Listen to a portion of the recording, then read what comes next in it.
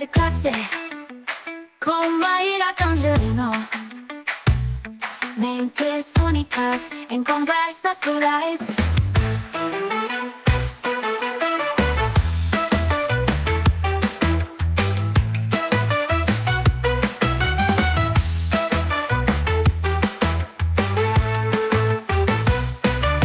Conversa de classe com Maíra Tangerino. Mentes únicas em conversas plurais. Conversa de classe com Maíra Tangerino. Mentes únicas em conversas plurais.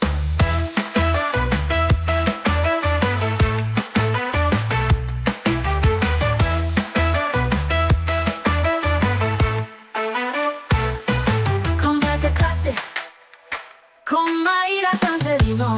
Mentes únicas em conversas plurais. Com conversas plurais.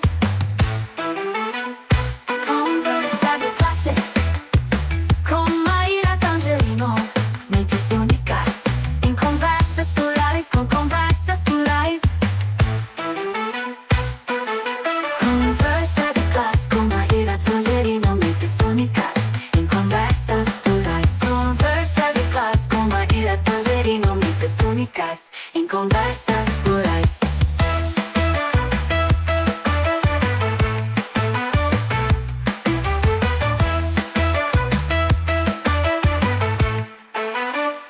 Conversa de classe com Maíra Tangerino. Mentes únicas em conversas plurais. Conversas em conversas plurais. Olá, pessoal! Boas-vindas a mais um episódio do Conversa de Classe.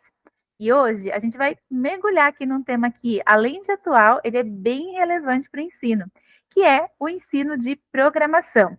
E aqui, gente, ó, eu tô com uma pessoa, né, que ele foi super indicado, né, ele foi muito recomendado por um parceiro aqui do programa. Então, na verdade, eu já vim para a entrevista admirando ele, sem o conhecer, sem ter contato, né? E eu quero, a gente vai, na verdade, guiar essa entrevista, né, por uma pergunta, que será que ensinar programação ainda faz sentido? E quem vai responder essa pergunta para a gente, né, é um professor que conhece muito de programação, né, mas também tem muita habilidade aí no cenário educacional. E eu tenho a honra de receber um dos grandes nomes, que é o professor Isidro. Ele é PhD em Engenharia da Computação pela USP, Java Champion, e atua tanto na docência quanto em eventos aí de tecnologia pelo Brasil. E eu combinei com ele aqui que eu vou mandar já a primeira pergunta, né?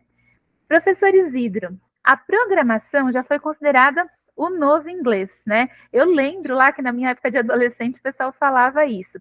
É uma habilidade que seria indispensável para o mercado de trabalho. Eu queria saber, na sua opinião, como que com a popularização, na verdade, do code e do low code, se ensinar programação ainda faz sentido para os estudantes, ou será que a gente está indo em direção aí a uma simplificação generalizada? Professor Isidro, é uma honra recebê-lo aqui no Conversa de Classe. Seja bem-vindo. Professora Maria, para mim é uma grande alegria poder participar, é uma grande honra estar aqui conversando com o seu público bom, eu só tenho a agradecer pelo convite, por essa oportunidade para a gente poder bater um papo, pode ajudar a esclarecer bastante, né? Eu trabalho só para você ter uma ideia, eu estou na docência de programação há 24 anos, 25 se a gente contar o ano que eu iniciei, né, que foi o ano 2000. E eu lembro que, assim, a primeira turma de ensino superior que eu entrei, eu era o mais novo da turma. Então, já vi o desafio. E, assim, o que eu percebo em relação a ensinar programação? Obviamente que você tem o ensino de programação de uma forma geral, para quem não vai atuar diretamente na carreira de desenvolvimento de software, e você tem, obviamente, o ensino de programação para direcionar profissionais que irão para a carreira de desenvolvimento. Em ambos os casos, você tem uma linha mestra a seguir. Por quê? Porque programação nada mais é do que você usar uma determinada ferramenta para a resolução de problemas. Você vai usar uma linguagem de programação, Java, C#, PHP, Go, JavaScript, não importa, para resolver problemas. Então, você tem um determinado problema Então, eu preciso, por exemplo, automatizar uma determinada tarefa, eu preciso criar um determinado cadastro, fazer determinados cálculos de forma repetitiva, eu vou usar programação para isso. E mesmo que eu não trabalhe diretamente desenvolvendo software para terceiros, internamente eu estou sistematizando uma forma de resolução. É a mesma coisa que a gente fala assim, ó, por que a gente estuda matemática se eu for, por exemplo, para uma carreira de ciências humanas? Mesmo que eu não tenha uma aplicação imediata ali no dia a dia da carreira de ciências humanas de matemática, a ideia é que eu possa desenvolver raciocínio lógico. Pegar um problema grande, complexo, quebrá-lo, segmentá-lo em problemas menores que eu consiga resolvê-los de forma um pouco mais fácil, um pouco mais dominando cada um dos componentes. Programação é exatamente a mesma coisa. Então, vale a pena ensinar programação? Com certeza, porque os benefícios em relação a forma de você organizar o raciocínio, eu acho que esse é o principal, organizar o raciocínio, ela é muito interessante. E aí, com o advento das ferramentas low e no code, inclusive, que você consegue, por exemplo, né?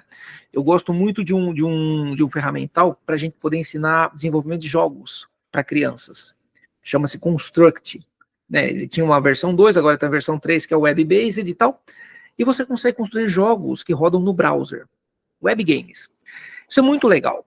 E é uma ferramenta no code. Você quase não tem linha de código nenhuma, é basicamente arrastar componentes e alterar propriedades. Mas mesmo assim, mesmo com uma ferramenta no ou low code, onde você programa quase nada, você tem que ter uma organização mínima do seu raciocínio. Você tem que ter uma forma de você falar, tá bom, eu quero que o meu personagem saia do ponto A, vá até o ponto B, e ele tenha determinados obstáculos. E quando, então, ó, já tem uma noção de evento, quando ele esbarrar em determinado objeto, ele pode perder ponto. Quando ele colidir com outro objeto, ele ganha ponto. Sei lá, peguei uma moedinha. Então, eu tenho obrigatoriamente que organizar o meu raciocínio. Então, muitas vezes a gente tem uma noção um tanto quanto distorcida, se eu puder assim dizer, do que é uma ferramenta low code. Óbvio, você tem um monte de componentes pré-fabricados que você basicamente usa arrasta, mas assim, como? Com qual intuito? Para qual propósito? O que eu quero fazer com esse componente? Qual é o problema que eu quero lá na frente a resolver, atingir? Então eu vou ter que ter um caminho mínimo de percurso. E esse caminho, por mais simples, mais abstrato ou mais detalhado, para a gente chegar lá no nível da linguagem de programação, isso eu preciso ter. Então isso é muito fundamental para a gente conseguir, mesmo tendo uma ferramenta muito abstrata, ter um raciocínio organizado. Então, independente da ferramenta, vale a pena. Professor, que resposta incrível, né? E eu tenho me deparado com muitas pessoas que vêm aqui no Conversa de Classe para falar ou de pensamento computacional, ou, por exemplo, de robótica, né? Ou de tecnologia no geral. E acho que é importante frisar aqui para o nosso público, né? Que, gente, a resposta, ela vai sempre nesse sentido, né?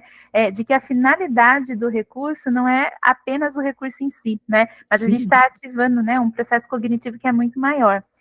Eu queria até aproveitar isso de gancho, né, para mandar aqui a segunda pergunta. A gente está numa era que a inteligência artificial está revolucionando praticamente tudo, Sim. né? Você acredita que o ensino de programação ele deve se adaptar e focar mais no uso de ferramentas e inteligência artificial do que no aprendizado tradicional de linguagem de programação? Aí a gente cai também num cenário muito parecido com a primeira pergunta, né? Porque o que acontece? Se a gente for detalhar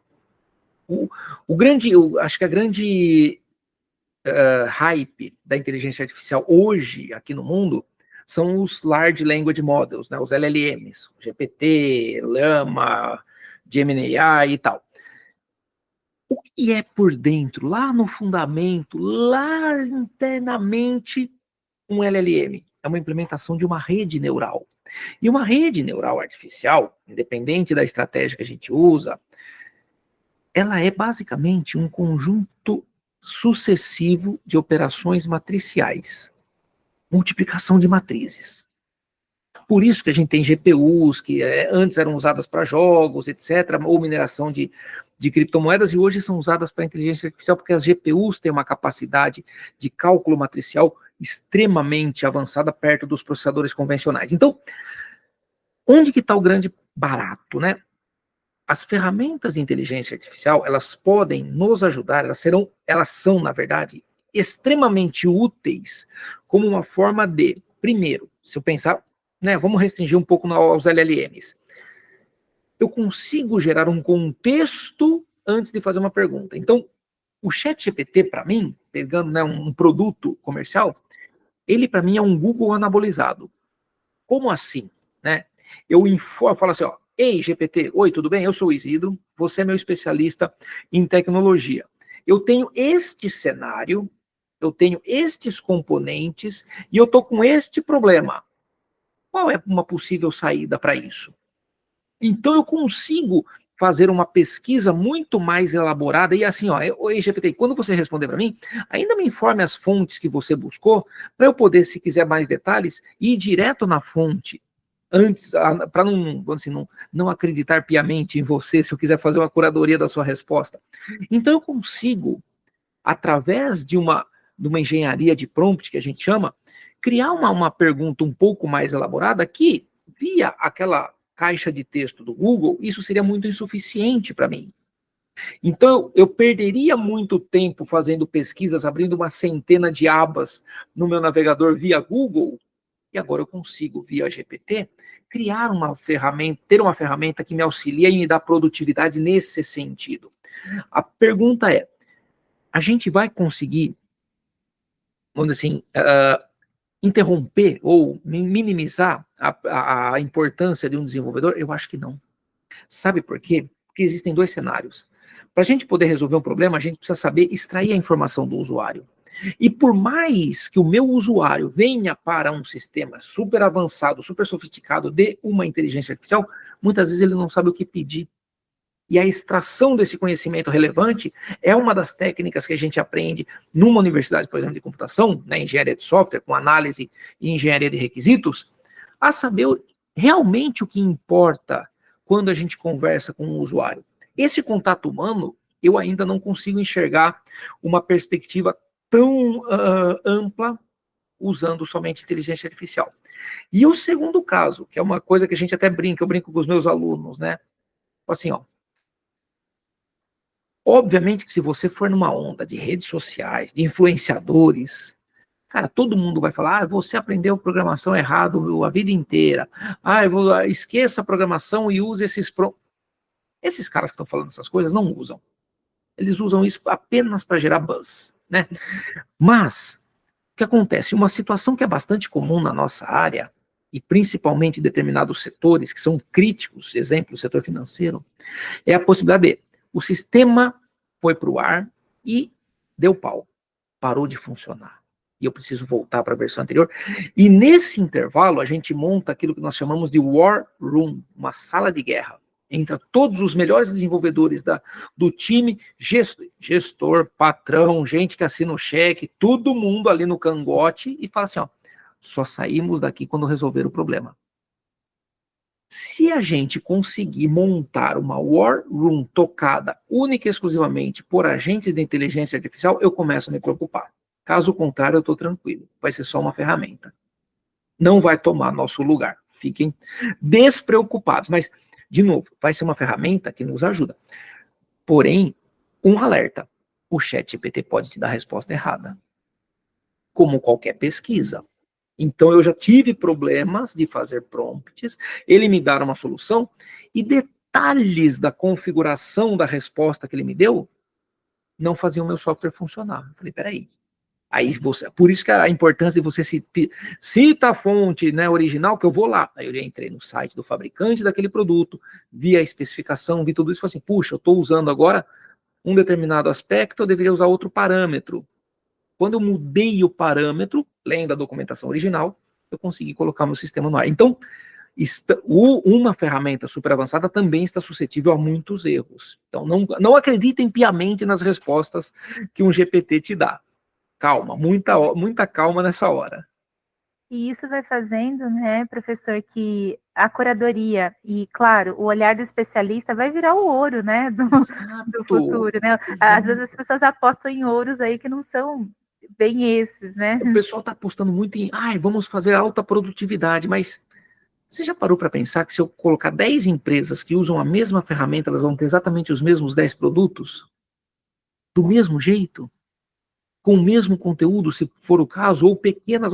Você olha uma imagem na internet, você percebe que ela foi gerada por uma ferramenta de inteligência artificial. Não foi um designer, um artista que fez aquele produto. Você vê claramente que é desde formas, desde tonalidade, desde disposição dos elementos na tela. Você fala assim, cara, isso aqui foi feito por inteligência artificial. Não foi um ser humano que fez isso. Eu sempre comento, né, aqui que o nosso público na grande maioria de docentes, mas também tem muito graduando, né, que ainda vai entrar no mercado de trabalho. E eu gosto também de contar para eles, né, como essas conversas elas são ricas para a gente conseguir olhar, às vezes, um outro lado da moeda que a gente não está percebendo. E eu até queria citar aqui para o pessoal, né, que você tem uma carreira longa como educador e Sim. também você dissemina muito conhecimento aí no YouTube e em eventos tecnológicos. Na sua visão, como que você acha que o ensino de programação pode ser mais acessível e mais atraente para os jovens e até pessoas que às vezes estão em transição de carreira, né? Considerando que programação não era uma coisa que existia, sei lá, há vários anos, né? É uma coisa mais atual. É uma ciência recente. Eu brinco assim, né? A parte boa da computação é que a gente consegue... Muitos daqueles que fizeram a ciência da computação que nós temos hoje ainda estão vivos, né? Então não é tipo a filosofia que eu vou falar do Platão, Aristóteles, né, que infelizmente já se foram. Então dá para a gente conversar ao vivo com o criador, por exemplo, da linguagem Java, dá para a gente conversar com o criador da linguagem Python, óbvio, né, guardados os devidos acessos, etc., mas são pessoas que existem reais e estão aqui no nosso dia a dia. Eu consigo entrar no canal dessas pessoas e conversar com elas, ou ver um vídeo diretamente delas. O que eu percebo, né? A gente está num momento onde a programação ela está sendo muito levada em consideração como um commodity. E, na verdade, ela é um ferramental, porém ela é um ferramental diferenciado. Por quê? Hoje, se a gente comparar o histórico do desenvolvimento de software, puxa vida, eu comecei a programar num CP300, que a gente gravava software em fita cassete. Às vezes eu tenho que abrir uma tela do Google para mostrar uma fita cassete para os meus alunos. Disquete, peguei toda essa evolução, acho que só não peguei o cartão perfurado. Do resto, peguei tudo. Estou com 46 anos, então, vamos dizer assim, eu vi muita coisa acontecer. Hoje a gente tem muito ferramental para desenvolver software. Então, ensinar programação você tem muita ferramenta, né? Desde o Scratch, desde você ter, por exemplo, um S4A, né, um Scratch for Arduino, você tem o site da Code.org, Code Warrior, e várias ferramentas. Mas o que eu percebo? Pensando do ponto de vista de um profissional que quer seguir carreira. Então, eu estava numa área X, agora eu estou migrando para desenvolvimento de software. Muito se ensina a usar os frameworks de mercado. O que é isso? Frameworks, né, são softwares que nos ajudam a criar outros softwares. É como se eu tivesse na engenharia civil, né, um paralelo. Eu aprendo a trabalhar com estruturas pré-fabricadas. Então eu sei encaixar uma viga já pronta, eu sei encaixar uma parede que vem praticamente pronta, eu sei encaixar um piso que está praticamente pronto. Então eu viro meio que um encaixador de peças. E eu monto um software. O que eu percebo indo nos eventos, né, alguns dias atrás eu estava no The Developers Conference, eu palestrei e dei mentorias lá, e foi quase que uma unanimidade das pessoas que vieram conversar comigo. Eles chegavam e falavam, Isidro, como que eu aprendo a base? Por quê? Porque muitos deles vinham de uma graduação de computação e levaram meio, né, naquela, deixa eu tirar logo essas disciplinas do caminho que eu quero me formar logo. E aí a gente negligencia, e eu falo assim, às vezes a universidade é a única oportunidade que a gente tem de aprender determinados assuntos em profundidade. Ou determinados assuntos a gente só vai ver numa cadeira de universidade. Óbvio, existem universidades, professores e professores, alunos e alunos, ponto. Mas onde que está o grande aspecto? Você aprender um determinado framework, uma determinada estrutura pré-fabricada, que acelera o desenvolvimento, você faz os seus, né, os seus softwares mais rápido. Entretanto, muitas vezes, alguns erros que a gente enfrenta, algumas situações que a gente enfrenta, sei lá, minha aplicação não escala, ela tem lentidão, e eu não consigo saber de onde que vem essa lentidão, não consigo, mesmo que eu saiba, eu não consigo resolver. Meu ferramental fica muito limitado. E muitas vezes a gente tem que aprender e voltar para a base. Voltar para a base no seguinte sentido: cara, eu tenho que estudar algoritmos com muita frequência, que é a mesma coisa que do paralelo com o jogador de futebol. O craque, ele tem que treinar passe, tem que treinar lançamento, cobrança de lateral, cobrança de falta, é o fundamento dele. O nosso algoritmos, estruturas de dados, redes de computadores, sistemas operacionais e assim por diante. Então a gente tem a necessidade de a todo momento revisitar conceitos que não são apenas disponíveis em videoaulas, eles estão nos livros clássicos, e esse conhecimento ele é perene. Então, o que eu percebo? Hoje, o ensino de programação, ele está muito um ensino tutorial. Ó, faz desse jeito. Ah, mas e se eu mudar alguma coisa? Aí é por sua conta e risco. Tá errado, tá errado. Só que a gente aprender o que funciona e por que funciona, e o que não funciona e por que não funciona, leva tempo. Então, tempo é um fator que a gente está numa geração bastante imediatista, bastante ansiosa, com um mercado bastante impaciente, e a gente ainda fala assim, pô, você precisa ter tempo para estudar?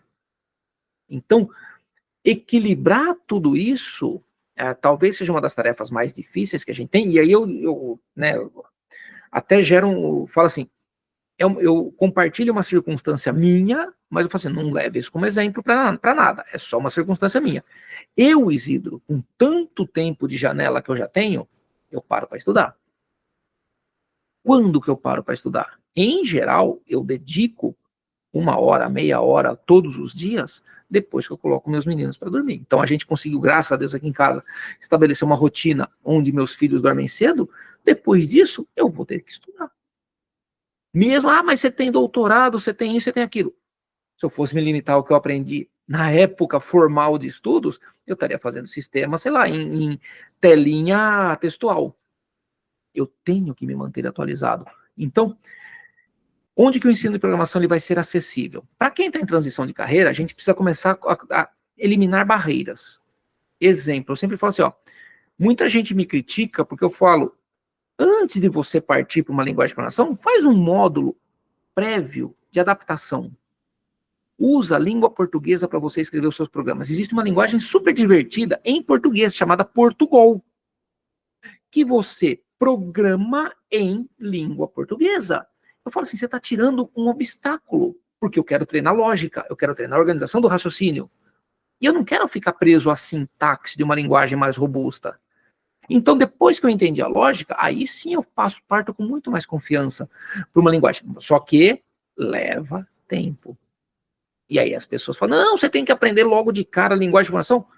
Depende. Você pode querer ter um conhecimento tanto quanto... Se você se der bem com sintaxe, manda bronca. Entretanto, o que eu percebo nesses mais de 24 anos de ensino de programação ininterruptos é que, quando a gente parte direto para uma linguagem, os alunos se apegam aos detalhes da linguagem e não se apegam à lógica da resolução do problema.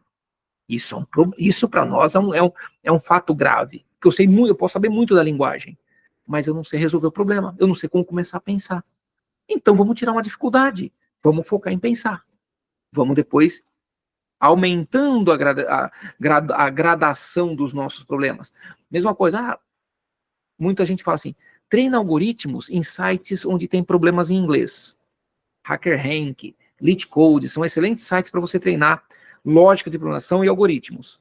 Só que os enunciados estão em inglês. E se o seu inglês não é lá tão fluente? Não é melhor, então, eu pegar um site que tem enunciados em português, que eu consigo entender bem, porque eu preciso saber extrair informação relevante, resolvo, estou com a lógica afiada, agora sim vou partir para um site onde eu tenho enunciados em inglês, porque agora o meu objetivo é treinar entendimento de problemas em inglês. Mas, de novo, Isso é polêmico? Claro que é polêmico. E tem gente que fala assim, não, você tem que aprender logo de cara, não sei o que, claro, porque o mercado não te espera. Eu sei. Mas, ao mesmo tempo, o mercado não aceita um profissional formado pela metade. Como equilibrar isso? Isso é uma arte. E isso não tem fórmula pronta, né? Não tem guru da internet que vai falar, ó, faça isso, e em 3 meses você vai conseguir. É uma vida de estudos. Saiba que quem quiser ir para a parte de tecnologia, não é que você vai falar, eu estudo porque eu gosto. Cara, eu estudo porque eu preciso. Eu estudo porque é a minha sobrevivência. É uma questão, basicamente, de sobrevivência, estudar como um louco. Que mensagem poderosa, professor. E de fato, né, a gente está falando de uma área que ela evolui muito rápido, né? Exato. E todo dia tem coisa nova aparecendo, tem uma novidade aí chegando. E eu queria até aproveitar e te perguntar, como que você enxerga o futuro do ensino de programação nos próximos anos, né? E se você acredita que as linguagens que conhecemos hoje ainda serão relevantes ou novas formas de programação vão aparecer e vão dominar? Existe um movimento, assim, a partir de hoje, né, assim, ensinar programação, acho que as ferramentas vão evoluir, elas precisam evoluir, né, os ambientes de ensino, de desenvolvimento, acho que também vão começar também a melhorar, porque, por exemplo, legal o Scratch, mas eu estou muitas vezes limitado a estar na plataforma do Scratch. Não, eu quero fazer um negócio standalone, eu quero exportar isso e tornar isso um site meu, independente. Vim aqui construir nessa ferramenta, mas eu quero depois poder melhorar e interagir em cima disso. Então, eu acho que a tendência é a gente conseguir, vamos dizer assim, ampliar as capacidades das ferramentas de ensino. Isso é fato. Segundo, cada dia que passa, a gente vai programar com o auxílio de ferramentas de inteligência artificial. E a gente precisa tomar um cuidado absurdo. Exemplo, né? Nós temos, para quem é desenvolvedor, existe, por exemplo, o Copilot, né? Não sei se você já ouviu falar, o Code Whisper, o Copilot é da Microsoft, o Code Whisper é da Amazon. O que eles nos dão? Enquanto eu estou desenvolvendo, ele vai me dando sugestões de como o meu código pode ser completado. Isso é um perigo, caso eu estou no modo automático. Eu tenho que estar ali, o meu cérebro tem que estar 100% focado, porque senão eu simplesmente vou aceitando as sugestões e eu estou montando um grande Frankenstein que não consegue resolver aquilo que eu preciso resolver. Tá bom. Então, as linguagens de programação, eu acho que assim, foi uma coisa muito bacana, porque as linguagens de programação, quase em sua totalidade, elas têm uma característica comum. Todas elas têm o seu código-fonte aberto. Elas são open source. Isso começou no movimento, principalmente da linguagem Java, que lá em 2005, mais ou menos, ela se tornou de código aberto. O que significa isso? Nós, programadores, que usamos Java para criar as soluções para os nossos usuários finais, também conseguimos modificar e evoluir a própria linguagem Java. Então, novamente, fazendo um paralelo, eu não sou mais apenas numa corrida, num campeonato de Fórmula 1, eu não sou mais apenas o piloto. Eu sou o piloto e também tenho formação de engenheiro que eu consigo, junto com outras equipes de engenheiros, acertar meu carro e tornar meu carro competitivo. Então, eu consigo ir no código-fonte da linguagem Java, propor melhorias para a linguagem Java, evoluir isso com C#, com Python, com Go, com JavaScript, com todas. Para quê? Para que essas linguagens se mantenham atuais, se mantenham robustas, se mantenham cada vez mais fortes e relevantes no mercado, para que a gente consiga cada vez mais, com o uso dessas ferramentas, ter uma maior abrangência, tanto para resolver problemas, escrevendo menos, atraindo mais usuários e sendo mais estável, mais escalável e mais robusto em termos de atender mais versáteis, atender uma gama maior de problemas com a mesma linguagem. Professor Isidro, muito obrigada, né? É uma alegria ver você tornar um assunto que às vezes pode ser até distante de algumas pessoas, mas eu acho que você fez ele tão próximo, né? Numa linguagem tão acessível, e isso com certeza vai fazer diferença para muita gente. Eu quero agradecer a sua presença aqui no programa e já deixar aberto o convite, hein? Quando quiser voltar, as portas do Conversa de Classe estão abertas. É só me chamar que eu faço questão de vir, porque é um assunto que a gente precisa não apenas democratizar, popularizar, mas a gente também precisa desmistificar muita coisa, porque a gente vê, né, principalmente a pandemia, acho que gerou uma distorção muito grande, que todo mundo ia ser programador. Calma, né? Todo mundo pode aprender programação, isso é fato. Entretanto, talvez nem todo mundo tenha vocação para a área, né? Então, é legal a gente ter uma ferramenta e não ser apenas um usuário, é bom a gente poder entender minimamente mais a fundo para não sofrer as emoções das redes sociais, né? Não sofrer dos hypes, mas também, mesmo que eu não queira seguir nisso, se eu souber um pouquinho, eu posso saber pedir. Então eu posso ter uma parceria, contratar um programador que manja muito a parte técnica, mas eu consigo conversar com ele mais em pé de igualdade. Então, nesse aspecto, todo mundo sai ganhando. Então é isso que a gente tenta ajudar na galera, tanto na formação dos programadores, quanto na formação de pessoas que queiram conversar com os programadores. Muito lindo, né? Você terminar a entrevista falando assim. Então, eu te agradeço mais uma vez. E, pessoal, a gente se vê no próximo Conversa de Classe. Até mais!